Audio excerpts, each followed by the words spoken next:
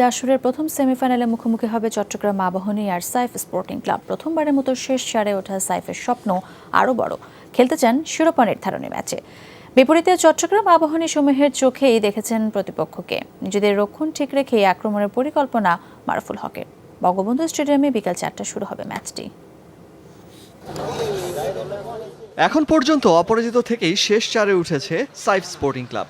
শিরোপা থেকে আর মাত্র 2 ম্যাচ দূরে দাঁড়িয়ে পলপুটের দল। সেমির লড়াইয়ের আগে তাই কঠোর পরিশ্রমে রহমত মিয়ারা। প্রথমবারের মতো সেমিতে উঠলেও নিজেদের নির্ভর রেখেই মাঠে নামতে চান রহমত মিয়া।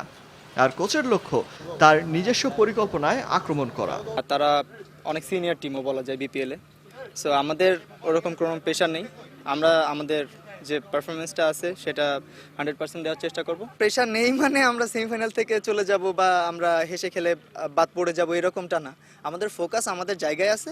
Just a coach is always difficult, but I think I try to give my experience to these players. I try to teach them somewhere, and I think also they pick it up, but it will still have taking time. But we are there, and that's important.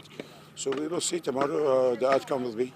সাইফের ফাইনালের স্বপ্নে বাধা হতে চান মারুফুল হক, কিন্তু সমীহের চোখেই দেখছেন প্রতিপক্ষকে। দেশি বিদেশিদের সমন্বয়ে দারুণ ফুটবল খেললেও মাঠে কোনো ভুল করা যাবে না বলে মনে করিয়ে দিলেন গোলরক্ষক হিমেল।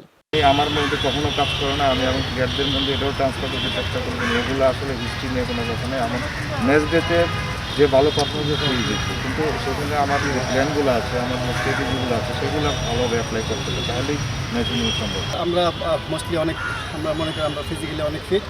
আমাদের চেষ্টা থাকবে 90 মিনিটে ম্যাচটা বের করার। আর আমরা বিলিভ করি আমরা যদি আমাদের সেরাটা দিতে পারি, আমরা ইনশাল্লাহ ম্যাচটা জিততে পারবো।